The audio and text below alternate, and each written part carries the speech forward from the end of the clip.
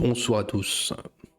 Bonsoir. Alors on se retrouve avec 24 heures de retard. De toute façon, le mois de décembre est un mois infernal.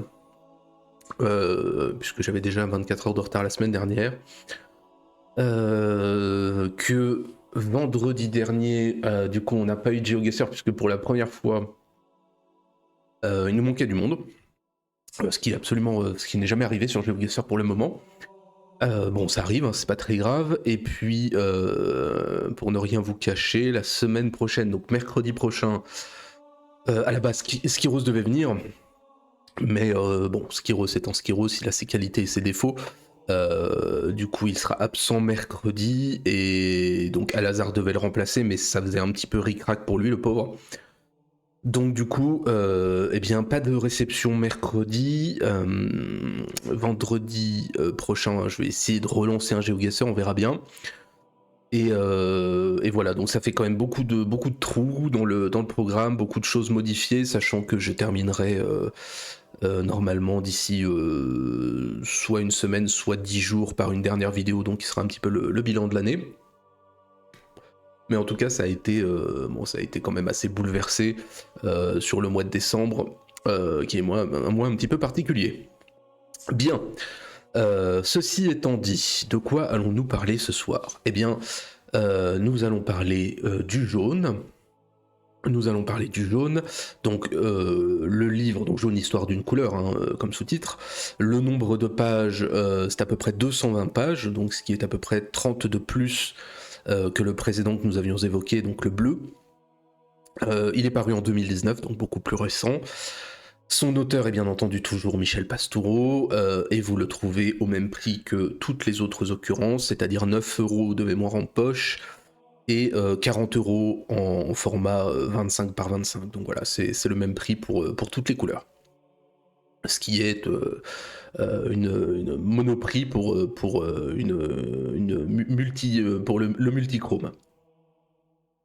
Alors venons-en comme d'habitude à l'auteur et au contexte. Alors Michel Pastoureau, on en a déjà parlé, que vous voyez là donc avec sa jolie tête d'abricot compoté. Il est, je l'ai déjà dit, l'un des historiens, je pense, les plus médiatiques, les plus connus. Chartiste, auteur, comme on le sait, de nombreux travaux. Principalement, je pense pas oublier quelque chose si je dis que c'est principalement sur la symbolique, l'héraldique et la couleur. Donc je ne reviens pas sur sa biographie puisqu'on a déjà abordé le sujet il y a peu, on la refera peut-être l'an prochain lorsque bien, de l'eau aura coulé sous les ponts, mais pour le moment je vous renvoie à la vidéo précédente qui a maintenant quelques mois, je dirais. Donc, après avoir parlé du bleu, le premier livre de la série de l'histoire d'une couleur, qui était paru en 2000, nous allons parler du jaune. Alors j'allais dire que c'est l'avant-dernier. C'était l'avant-dernier jusque récemment, puisque je crois que c'est en octobre 2024, donc il y a un an qu'est sorti le rose, donc ça fait du jaune l'antépénultième, pas d'ordre donc là-dedans. Mais d'un côté, étant un homme d'ordre, j'aurais préféré les traiter dans la suite de la chronologie de parution. Mais voilà, étant aussi principalement un homme de flemme, j'ai finalement acheté le premier que j'ai vu. Je pense que dans l'ordre réellement chromatique ne m'intéressait pas et n'intéresse de toute façon personne. Et donc pour une raison que j'ignore, j'ai acheté le jaune et j'ai rompu eh bien, le fil ténu de la chronologie de parution dès la deuxième vidéo. Hein, mea culpa, mea maxima culpa. Ceci étant dit, c'est sans regret, parce que eh bien, cette continuité rompue, elle présente, sans l'avoir réellement voulu, l'intérêt d'un certain effet miroir entre les deux couleurs. Parce que, d'une certaine façon, eh bien, l'histoire du bleu, elle s'oppose assez bien à celle du jaune.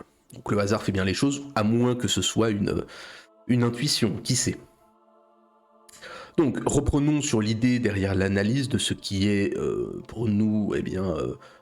c'est un mot, c'est une vision définie et pourtant indéfinissable, tel le temps pour Saint-Augustin. Appréhender la couleur sous cette facette de définition est presque impossible, puisque la définition est variable dans le temps et surtout l'espace, puisque chaque culture est porteuse d'un sens. La couleur, c'est une matière, c'est une surface, puis elle devient ensuite une lumière grâce à la science, elle devient domptée dans son essence pour finir en phénomène perçu. Dans cette espèce de triade source de lumière, objet et puis organe récepteur. J'avais oublié de mettre la magnifique couverture que vous voyez là. Toutes les couvertures, bien sûr, respectent la couleur dont elles va traiter ce qui est normal. Pourtant, eh bien, il n'y a pas de corrélation entre sciences humaines et sciences dures de ce point de vue. Il n'y a pas de corrélation entre la couleur du chimiste, la couleur de l'historien, la couleur du linguiste, la couleur du neurologue, peu importe. La couleur en tant qu'onde, c'est la nature, mais c'est la société qui la fabrique, et une fois perçue, cette couleur, eh bien, la coloration, la teinte, elle ne devient couleur que regroupée dans un espèce d'ensemble cohérent qui finit par se voir attribuer un nom générique. Sans parler en plus de notre vision quotidienne à nous, pauvres airs, qui n'est presque jamais intellectualisée. On voit une couleur et point.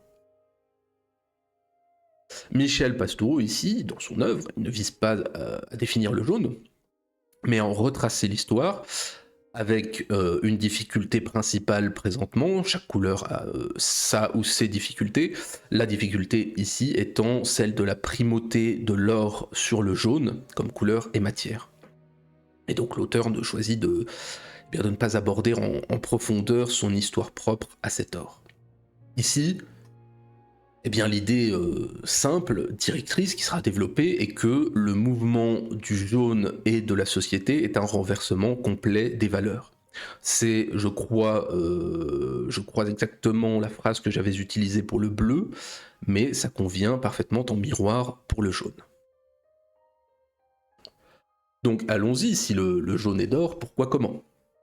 Alors d'abord, comme pour le bleu, eh bien, l'étude sera chronologique et limitée à la culture européenne. Encore une fois, il s'agit à la fois de plonger dans le passé comme chronologie, mais avec cette ambition, on va dire tempérée, de transversalité dans les techniques, dans les habits, les caractères, tout le champ qui peut être lié finalement à une couleur. La première partie, elle couvre des premiers temps de l'humanité, si l'on peut dire ça ainsi, jusqu'au 5e siècle, qui est le temps du jaune, en fait, comme couleur bénéfique. Nous retrouvons toujours au premier temps du témoignage humain, eh bien ce trio connu que j'avais déjà cité, du blanc, du noir et du rouge, trio d'ailleurs qui est le trio que je n'ai pas encore lu de l'histoire des couleurs de Pastoureau, et trio eh bien, que le vert ou le jaune ne vont rejoindre que plus tard, alors que le bleu, qui est une couleur pourtant bien entendu naturelle, tout aussi naturelle, eh bien, ne trouvera, comme on l'avait dit, une place définitive que dans le Moyen-Âge européen. Mais voilà, on va pas revenir là-dessus. Le jaune est donc une couleur secondaire après cette triade première, mais il reste une couleur d'apparition paléolithique, et on la retrouve avec le rouge et le noir sur les ensembles rupestres les plus fameux. Provenant notamment des terres argileuses. Et la question est, vous avez ici un espèce, on va dire plutôt un ocre jaune-brun. Et donc la question est de savoir comment passer du minéral au pigmentaire. Je cite Pastoureau sur le sujet. Brûler du bois pour en faire un charbon avec lequel on va dessiner est une technique relativement simple. Mais extraire du sol des blocs d'argile, les laver, les diluer, les filtrer, les faire sécher, puis broyer au pilon les mottes d'ocre ainsi récoltées afin d'obtenir une fine poudre jaunâtre, enfin mélanger celle-ci avec de la craie, des huiles végétales ou des graisses animales pour lui donner différentes nuances ou pour mieux les faire adhérer à la surface de la roche, en est une autre, beaucoup plus complexe. Alors longtemps, ces images d'ocre ont été le seul témoignage du jaune avant le néolithique finissant. La couleur commence alors à ce moment-là dans ce monde qui est le monde qui commence à être le monde du vêtement, de l'agriculture, du métal un petit peu balbutiant, eh bien, qui commence à y trouver son lexique le plus souvent relié au soleil. Avant, bien sûr, que l'or le supplante, lui qui était pendant longtemps un absent, pour finir par être complètement indissociable. L'or, qui est un métal assez facile à extraire, assez facile à travailler, presque inaltérable, tout pour plaire donc, en plus de sa splendeur visuelle.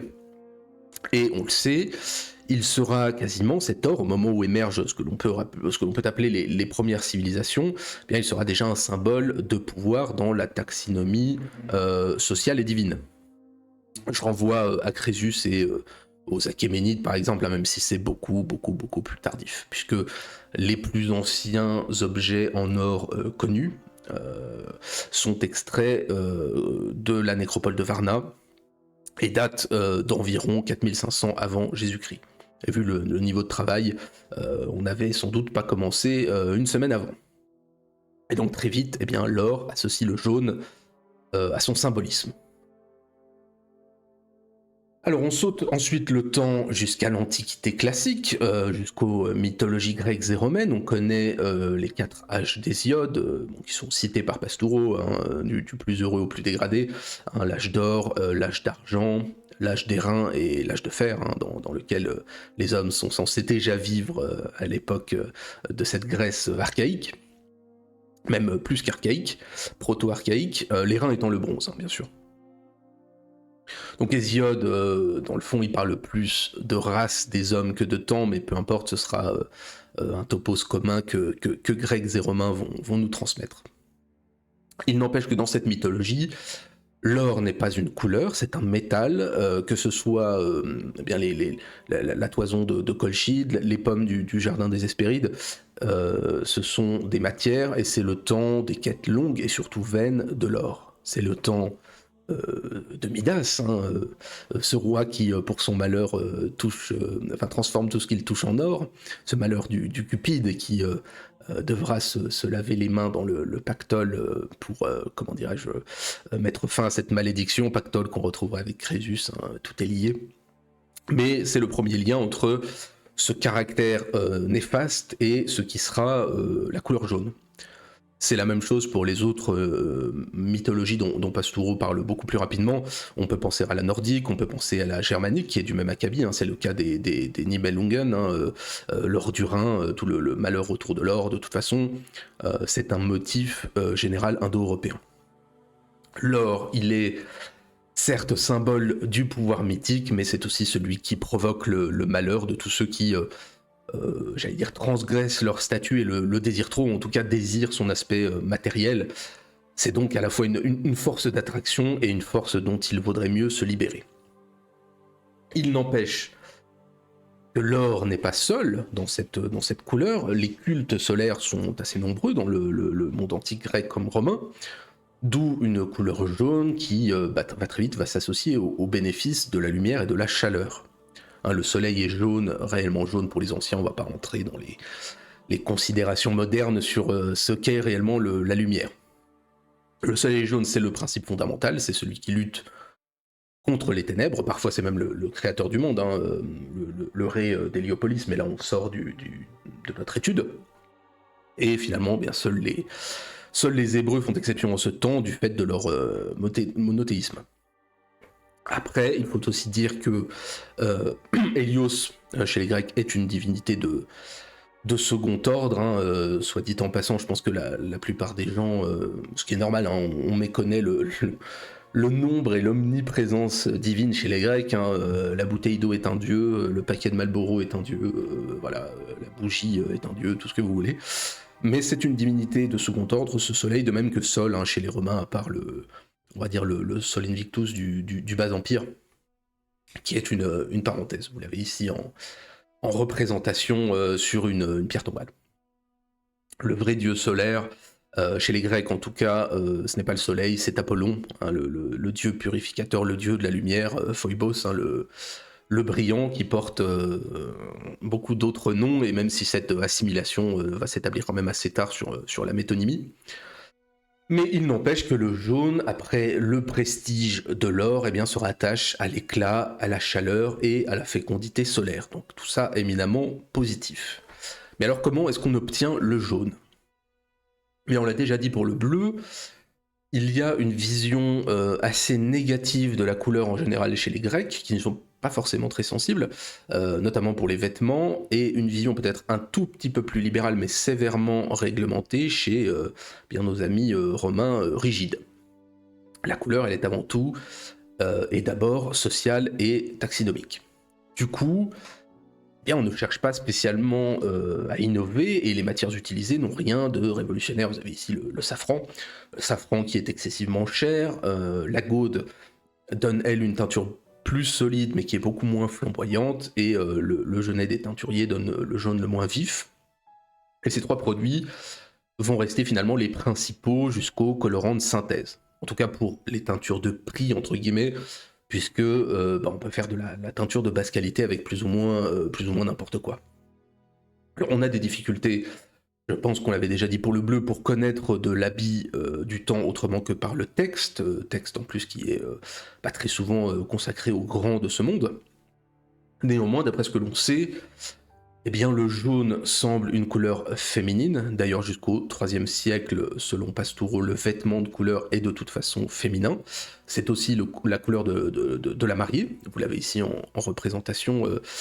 Si je ne dis pas de bêtises, c'était une fresque à Pompéi, mais je peux me tromper. Ça fait très longtemps que j'ai sélectionné les images, mais de mémoire c'était ça, mais peu importe, à la limite, hein, vous avez ici une mariée qui est représentée en jaune. Et chez l'homme, eh bien, le jaune, c'est la couleur du débauché et de l'antiphysique, et peu importe par quel biais vient cette assimilation, peut-être par le théâtre, mais là-dessus, rien de certain. Et donc, on a l'apparition d'une, on va dire, unité chromatique féminine du jaune qui était eh bien tout à fait inconnue auparavant. D'un point de vue lexical, comme pour le bleu d'ailleurs, on a une très grande diversité des termes latins, qui recouvre des champs chromatiques étendus du jaune, mal définis, très complexes, et qui vont, bien ces termes, très vite s'incliner face au germanisme gelb, qui va donner galbinus en latin, le giallo en italien, et donc le jaune en français, comme le bleu, hein, encore un point et un pont entre les deux couleurs, qui est d'origine lexicale germanique, le blau. La transition qui est faite, on va dire, dans cette antiquité tardive vers le Moyen-Âge, c'est bien une rupture du monde de la Bible qui va, de pair avec la diffusion du message, forcément impacter les pensées humaines et les représentations, donc les représentations picturales. Le monde de la Bible, c'est un monde qui se colore d'abord au fil des traductions, et donc de changements de sens des mots selon la maîtrise qu'a de la langue le traducteur. La naissance des symboliques chromatiques religieuses, dira-t-on comme ça, concerne assez peu un jaune qui est en large partie absent du texte en tant que couleur. Hein. Le noir, blanc et rouge occupe 95% du champ lexical sous différentes formes, et finalement le jaune n'est que matière. C'est l'or ou c'est la nature, mais ça n'est pas une couleur en tant que telle. Finalement, dans l'Église, eh bien, le débat ne porte pas sur le jaune, mais sur l'or en tant que lumière faite matière. Dieu est lumière, et donc on justifie alors plus facilement son utilisation et son éventuelle thésaurisation. Alors donc on passe à la seconde partie chez Pastoureau, qui couvre tout le Moyen-Âge, qui est le temps du jaune en transition, qui devient une couleur équivoque. C'est le temps, ce Moyen-Âge, où une matière, où une lumière eh bien, devient une abstraction petit à petit nommée, voilà, rouge, vert, jaune, etc. Et donc de l'abstrait au symbolique, c'est ce dont accouche en général ce temps. Alors, le jaune n'est pas à proprement parler une couleur du culte chrétien, surtout à ses débuts. Aucune symbolique ne le relie au cultuel, alors que, bien entendu, l'or en tant que matière est omniprésent. Vous avez ici un très beau Christ en majesté, voilà, je sais plus de quand ça date, 12e ou 13e siècle, peu importe. Mais la diffusion progressive du système des couleurs liturgiques se rattache à une autre discipline qui est l'héraldique, et là, selon Pastoureau, je le cite, l'héraldique connaît le jaune et en fait même un large et double usage. L'apparition des armoiries, on l'avait dit aux environs du 12e, c'est une révolution pour le jaune, comme pour d'ailleurs le bleu ou le vert. On aura normalement, en tout cas, avant quelques déviations, 6 couleurs et points barres qui deviennent des abstractions. Jaune ne dit plus vraiment de quel jaune on parle, ça devient assez indifférent, assez étendu. Et par contre, on est censé avoir 2 groupes en héraldique. Alors, je vous mets ici quelques blasons. On va en profiter pour faire ce point-là ici, puisque On n'en a pas parlé la dernière fois pour le bleu et je pense qu'on n'en parlera plus, bon, parce que c'est d'un intérêt limité, hein, ça n'est pas notre métier, mais on est censé avoir le groupe blanc et jaune et toutes les autres couleurs, donc métal, donc argent et or, hein, c'est censé être ça en héraldique, mais peu importe sur les termes, on s'en fout. Et on est censé ne pas superposer ou juxtaposer deux couleurs du même groupe par rapport au champ de l'écu. C'est-à-dire le groupe blanc-jaune et le groupe que vous voyez là, bleu, rouge, noir et éventuellement vert. Alors pour Pastoureau, seul 1% des armoiries ne respectent pas cette norme au Moyen-Âge. Je vais pas le contredire, moi j'ai tendance à en avoir beaucoup en tête, mais peut-être aussi que la multiplication des exceptions, finalement, par un effet boule de neige, a entraîné l'augmentation des entorses au fil du temps. Je ne sais pas, quand vous prenez le Vatican, quand vous prenez le royaume de Jérusalem, c'est or et argent, hein. Bon voilà, jaune de l'or, blanc de Dieu, voilà, je sais pas trop. J'en sais rien, peu importe, mais comme vous le voyez, on voit quand même bien un certain respect. Vous voyez les culs, hein, du royaume de France. Vous avez ce jaune et ce bleu qui sont de ces deux groupes de couleurs séparées. Quant à savoir dans quelle mesure il y a des exceptions, vous voyez ici jaune et rouge, les armoiries anglaises, vous voyez beaucoup de choses. C'est vrai que normalement les exceptions ne doivent pas être légion.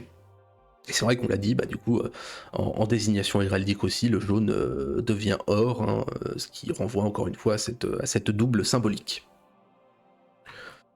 Le caractère du jaune reste bien néanmoins ambivalent, notamment dans le roman de chevalerie. Il est à la fois la couleur du protecteur et la couleur du félon. Ambivalence qu'on retrouve aussi chez les auteurs en héraldique, hein. Soit c'est la plus noble des couleurs, soit c'est une couleur commune, voire vulgaire chez d'autres.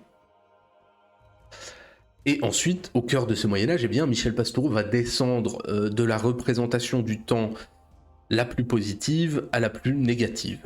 La plus positive étant d'abord le jaune de la blondeur, la couleur des cheveux lie la qualité morale, la qualité physique et la qualité de naissance.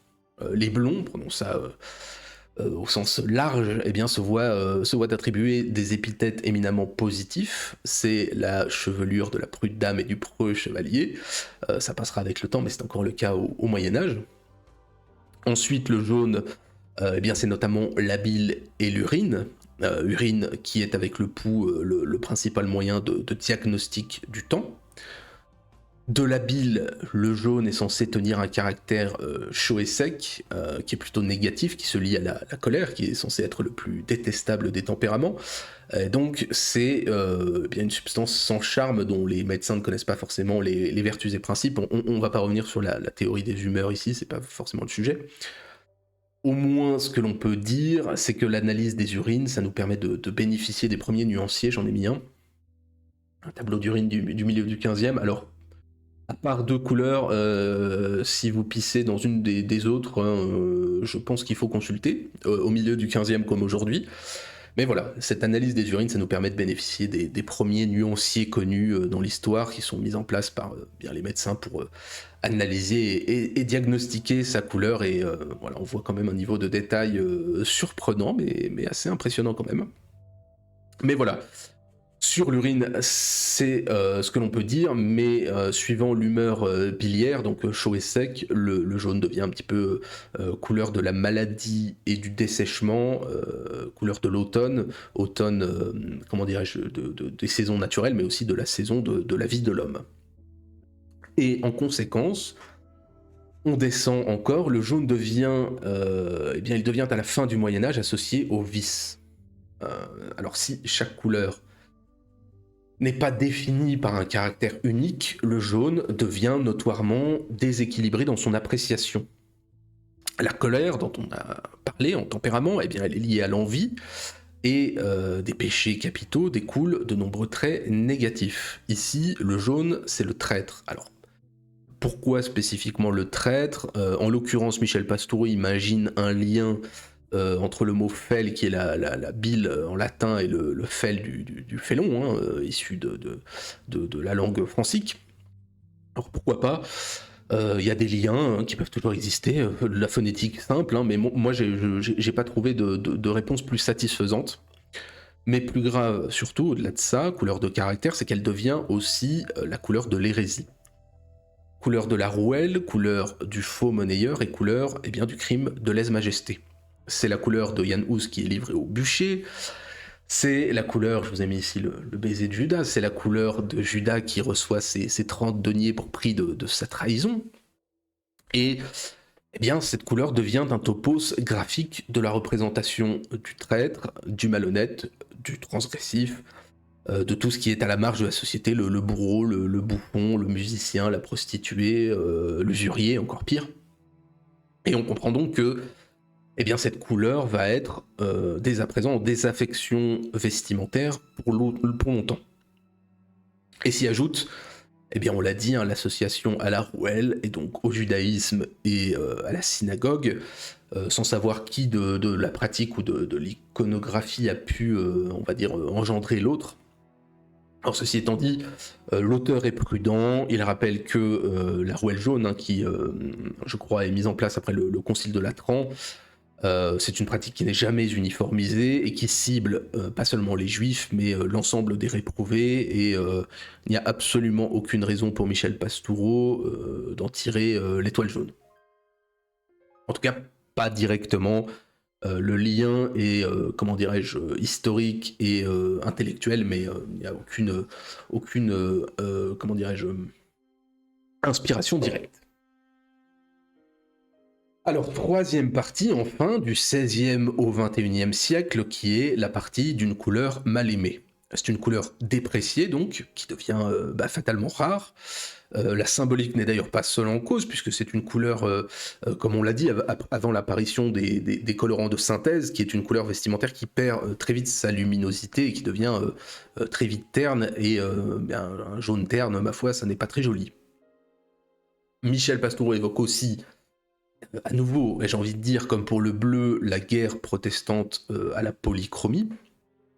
Donc on a un certain effacement qui rend difficile la reconstitution d'une trame globale. Et cet effacement, c'est d'autant plus ironique, il arrive alors que le jaune, avec la technique notamment du jaune d'argent, qui est un pigment qui est à base de sel d'argent qu'on applique à la surface extérieure du verre du vitrail, qui permet d'obtenir de puissantes couleurs sur les vitraux. Donc au moment où cela apparaît, on a cette désaffection, et à partir du milieu du XVIe jusqu'au milieu du XVIIIe, le jaune devient un quasi absent du pictural, et on le remarque alors d'autant plus lorsqu'il est utilisé.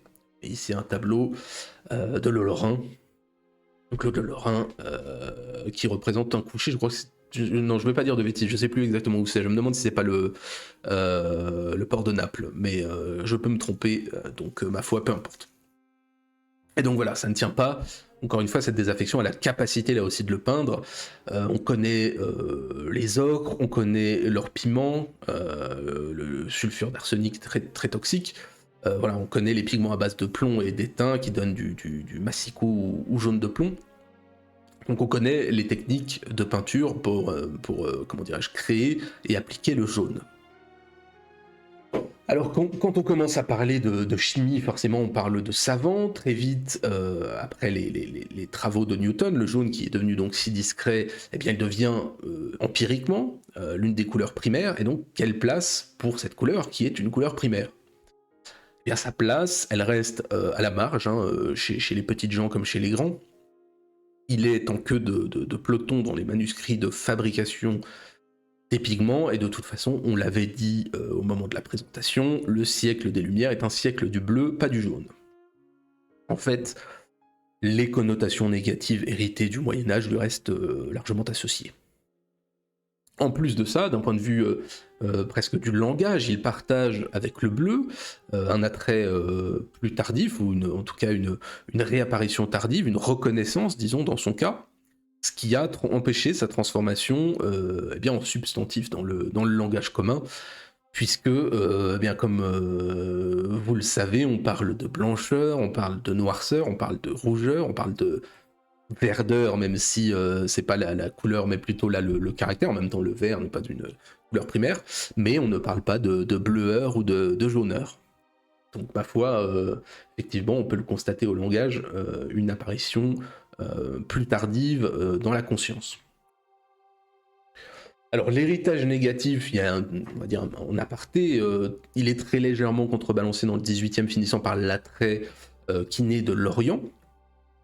Or tous les récits qui paraissent soulignent eh bien, l'omniprésence du jaune, de même que la présence du jaune est importante sur les produits que l'on importe. La Chine impériale est effectivement, blague à part, et j'ai envie de dire, un pays assez jaune. Mais l'effet de mode va très vite s'essouffler, puisque l'Orient des romantiques, on en avait parlé avec les volontaires philhellènes, eh bien il est plutôt méditerranéen, voire arabe, qui favorise l'or, monde arabe qui voit aussi d'ailleurs le jaune comme très négatif. Alors, bien sûr, on parlera aussi de race jaune à partir de la fin du 18e, appellation qui n'est rien de plus qu'une classification sans hiérarchisation, en tout cas à la base. En sus, le 19e, là aussi, qui est le siècle du triomphe protestant, hein, on en a parlé avec Belloc, eh bien, ce 19e siècle ne favorise définitivement pas le jaune, qui va finir même par redevenir transgressif, hein, puisque, comme vous le savez, qui détient la production détermine les goûts de la masse. Et donc le jaune, eh bien, redevient cette couleur peu aimée du traître, du syndicat jaune, de la marge, de l'asile, de la prostitution, et bien sûr de l'étoile jaune pendant la Seconde Guerre mondiale. Et ça devient aussi, au-delà de ce caractère éminemment vil, une couleur peu sérieuse, la couleur un petit peu du ludique, notamment par le biais pictural chez les impressionnistes. Mais, et là, Pastoureau n'en parle pas, c'est aussi un siècle où eh bien, son caractère de visibilité va aussi trouver son utilité. C'est le cas du ciré de marin qui émerge fin 19e. Bon, après, encore une fois, il n'en parle pas, il peut pas parler de tout. Fallait bien que j'ajoute ma petite note personnelle. En fait, et surtout, dans les décennies suivantes, c'est plutôt le monde du sport qui va faire le plus pour la réapparition collective du jaune. Alors surtout bien sûr le cyclisme, le maillot jaune, dont on dit qu'il apparaît en 1919, une sorte d'opération publicitaire qui reprend bien la couleur du journal Lotto, hein, qui organise le Tour de France à cette époque. Couleur qui est vaguement jaune, et maillot qui devient pour le coup un fait de société, et surtout qui intègre le langage commun. Même chose pour la balle de tennis, la petite balle jaune, qui est devenue jaune finalement assez récemment, je crois que ça fait une 50aine d'années, surtout pour des raisons de visibilité arbitrale et de commodité télévisuelle. Même chose pour le carton jaune, qui apparaît à peu près à la même époque, il y a une 50aine d'années, ce qui permet de dialoguer à l'heure de la mondialisation du football et des différentes équipes dont les arbitres ne parlent pas forcément la langue. On est avant aussi l'anglais global, donc c'est vrai que c'est une façon assez commode de dialoguer via une petit carton. Donc quel est l'état de notre jaune moderne ? Alors le jaune, à la réflexion, est assez rare dans notre environnement direct. Je pense qu'on peut à la limite jeter un coup d'œil maintenant. Je suis en train de le faire d'ailleurs autour de soi. J'ai pas loin de moi une boîte de Doliprane. C'est la seule chose, je crois, qui est jaune autour de moi. Ce qui est d'ailleurs intéressant, puisque c'est une couleur effectivement très souvent associée aux médicaments. Mais bon, parce qu'on n'en parle pas, et puis on va pas parler de tout encore une fois. Mais pourquoi ? C'est parce que c'est très souvent la couleur de ce que l'on veut rendre visible. Voilà, j'en ai parlé pour le sport, mais on peut en parler effectivement pour le médicament. Alors, il peut parfois être le fruit d'un hasard historique. Attention, c'est une parenthèse inexacte, vous allez voir. Le jaune postal, et peut-être celui des taxis, est un héritage des Tournum Taxis, puisque couleur héraldique de ces princes du Saint-Empire, créateur du système postal, grand propriétaire foncier, tout ça. En tout cas, c'est la thèse discutable de Pastoureau sur un sujet qu'on a abordé dans l'onanisme et découverte le plus récent. C'est sans doute absolument pas le cas, pour être honnête. Je ne sais absolument pas d'où ça sort et d'où il sort cette donnée que je n'ai trouvée, je vous remets une petite carte, que je n'ai trouvée absolument nulle part ailleurs. Bon, peu importe. Michel Pastoureau relie aussi une partie de l'utilisation moderne des couleurs vives au pays aux jours plus courts et à la luminosité moins répandue.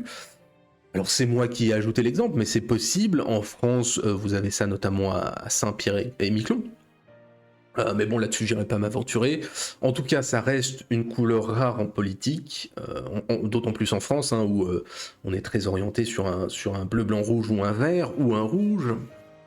Une couleur très confinée au monde du loisir, encore qu'il puisse aussi s'inscrire du coup par on va dire par son image dans le hors-système. On l'a vu. Est-ce que, ceci étant, les gilets jaunes doivent être associés à la couleur pour ce qu'elle représente? Ce n'est pas certain. Il n'empêche, et ça va clôturer cette partie, que selon les enquêtes d'opinion, le jaune, eh bien, ça reste la moins aimée des couleurs de base, des goûts, pour la plupart des couleurs d'ailleurs, qui n'ont pas varié depuis la fin du 19e siècle. Je l'avais dit pour le bleu, c'est la même chose pour le jaune. Alors, pourquoi est-ce que c'est important ? Et qu'est-ce que j'en ai pensé ? Alors, je vais me permettre juste, hop, comme d'habitude, le petit coup de flotte réglementaire pour poursuivre.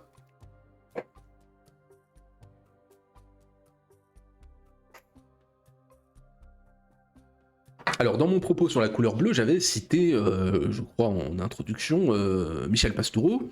Je le cite à nouveau.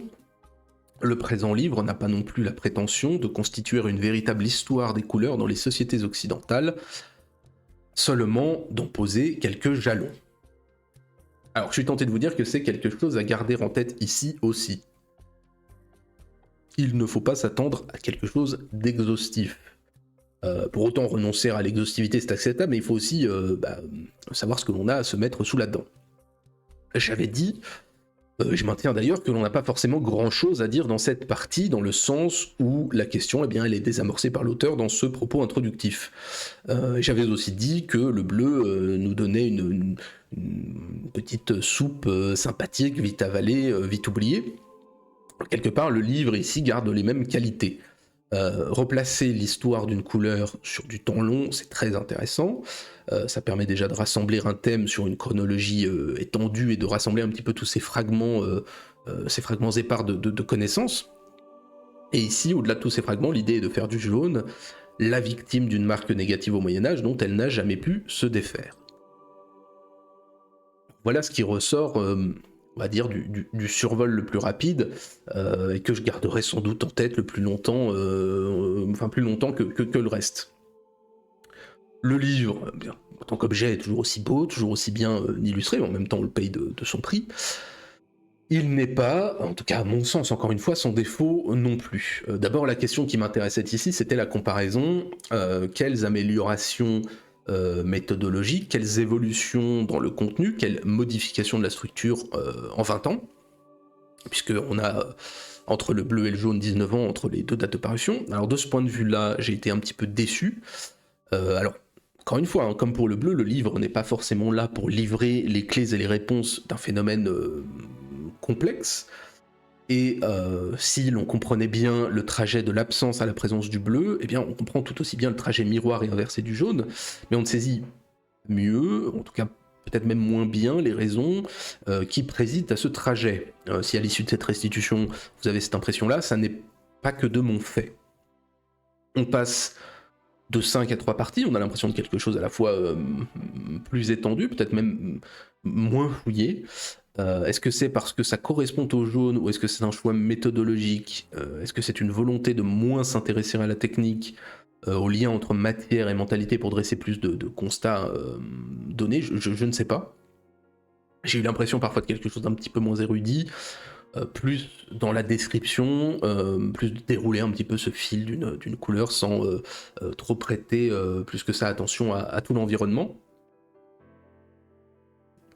Et surtout, j'ai eu, encore plus qu'avec le bleu, la sensation de ressortir avec beaucoup de pistes, plus qu'avec une trame réelle et un schéma de pensée qui s'imprime et qui me permettent de garder en tête quelque chose de solide. Alors ça n'est que mon avis, mais je l'ai trouvé un petit peu moins abouti, le jaune. Alors on pourrait tout à fait répondre que la couleur paye aussi son statut de mal-aimé. Encore une fois, c'est grandement possible. En fait, sans faire d'études de fond, je crois qu'on peut mettre des mots, encore une fois, assez simples sur cette impression, et bien plus souvent qu'avec le bleu, je me suis dit, tiens, l'auteur oublie ça, tiens, non, cet argument s'oppose un peu à ce qu'il raconte. Alors, je prétends pas à l'érudition de Michel Pastoureau, bien entendu, c'est pas le sujet, mais c'est justement le revers de la médaille. Lorsque vous êtes un peu le modèle d'un savoir, eh bien, on vous reproche bien plus quelques facilités ou quelques légèretés. Voilà, encore une fois, ça m'a laissé un petit peu sur ma faim, dans le sens où je pense que c'est un travail presque impossible qui est fixé, mais que du coup on balance un petit peu entre le livre fouillé, parce que c'est certain que c'est un travail de connaissance, et en même temps la volonté de traiter 5000 ans en 200 pages, donc il y a des raccourcis fatalement qui ne sont pas toujours satisfaisants. Alors l'autre question qui se posait, c'est que, est-ce que c'est moi ou est-ce que d'autres ont ressenti la même chose? Et donc à la deuxième lecture, je le confesse, il fallait que je tranche, et donc du coup je suis allé voir un petit peu les commentaires, où tout le monde est très content, mais beaucoup de gens pointent ce que je pointe, c'est vraiment la trame générale d'une couleur. Alors, vous verrez des gens regretter qu'on parle pas de McDonald's ou Banania, peu importe. Mais effectivement, ce que je pointe a l'air d'être relevé par tout le monde, mais en tout cas, ça ne dérange entre guillemets que moi, peut-être parce que je recherchais quelque chose de différent. Enfin voilà, il y a quand même des choses sur lesquelles on tique, c'est le cas du jaune de la poste ou des taxis. Hein, encore une fois, le lien avec les armoiries des tourneaux de Taxis, à ma connaissance, il est absolument le seul historien à faire le lien sans étayer du tout l'assertion, ce qui est embêtant. C'est un petit peu ce genre de choses-là, typiquement dont je parle, et qui limite un petit peu la portée du livre. J'ai parfois cette impression, sur cet exemple précis, qu'on va s'adresser à un public qui n'a pas de connaissances sur le sujet, et à qui du coup on peut refourguer un petit peu tout et n'importe quoi. Bon voilà, mon avis final, vous avez un exemple de page du livre, ça reste à peu près le même que le précédent, c'est un beau livre, c'est une lecture très intéressante, c'est un parcours très agréable, il n'y a absolument aucun problème, on dilettante, mais je crois, plus encore que pour le bleu, n'attendez pas d'en ressortir avec une vision soit tout en survol, soit totalement pointilleuse. On est dans cet entre-deux, dans le trouble, dans le luré, pour finir sur du jaune. En plus, il parle pas du Ricard, ce qui est impardonnable. Mais voilà, je pense que c'est impossible de restituer l'histoire d'une couleur dans sa totalité dans le format qui est choisi. Donc il y a une obligation de superficialité, et je crois qu'en fait ma déception, elle tient à la mesure de l'intérêt du sujet, de mon envie d'un petit peu tout savoir, qui est quelque peu frustré ici. Donc voilà, c'est pas forcément le livre qui est décevant, c'est plus moi voilà, qui en ressort déçu. Je pense que je peux le dire de cette façon-là. Et j'ai eu cette impression un petit peu d'entreprise commerciale au bout d'un moment de la part de notre historien, qui, s'il avait 20 ou 30 ans de moins, finirait par nous sortir le marron, l'indigo, je sais pas quoi, le vert pomme, le lilas, le transparent, voilà, à la demande peut-être de l'éditeur qui lui demanderait de fournir tous ces livres-là. Bon, plus sérieusement, j'en lirai d'autres, comme vous allez le voir, je vais même d'ailleurs tous les faire, et mon avis, je le sais déjà, puisque j'en ai déjà lu d'autres, va un petit peu varier, mais je garde pour moi non pas forcément la surprise, mais plutôt l'évolution de la lecture par le lecteur. Je pourrais être plus positif sur certains autres livres par la suite. Est-ce que c'est la série qui connaît des variations, ou est-ce que c'est votre hôte? Je ne sais pas. Je ne peux pas donner une pensée définitive, puisque bleu était le premier, donc il devait avoir des défauts, et jaune est un des derniers, donc peut-être qu'on peut penser qu'il a d'autres défauts, notamment ceux d'une mécanique un petit peu rodée. Donc voilà, on continuera notre petit parcours coloré, et puis on aura l'occasion d'évoquer d'autres couleurs par la suite. Alors, une phrase et une note pour finir, comme d'habitude. Commençons par la phrase, je cite Michel Pastoureau. « Si je n'étais pas historien mais créateur, j'en profiterais et miserais davantage sur le jaune. Je partirais en reconquête pour lui donner une place digne de celle qui fut la sienne dans l'Antiquité grecque et romaine, et qu'il a perdue au cœur du Moyen-Âge, sans jamais la retrouver par la suite. » Quant à la note, ce sera la note de petit jaune sur 10, à consommer bien entendu avec modération, d'autant plus qu'à 40 € le livre, voilà, vous ne pouvez pas en consommer trop. Voilà pour ce soir. On a parcouru un petit peu l'histoire du jaune, en espérant que ça vous ait plu.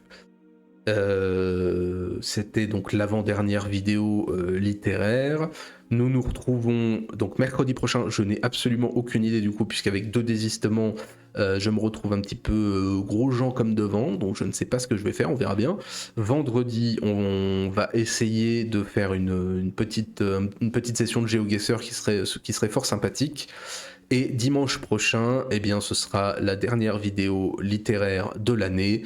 Nous parlerons d'Eschyle, nous parlerons donc de toutes les tragédies d'Eschyle, ce qui sera quelque chose qui reviendra de temps en temps.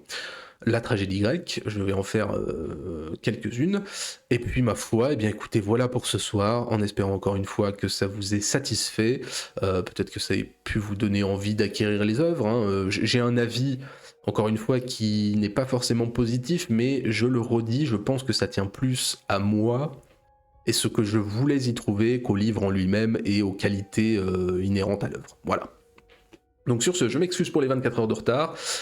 Je vous souhaite à tous un bon début de semaine. On se retrouve mercredi, nous verrons bien pourquoi. Et d'ici là, écoutez, portez-vous bien.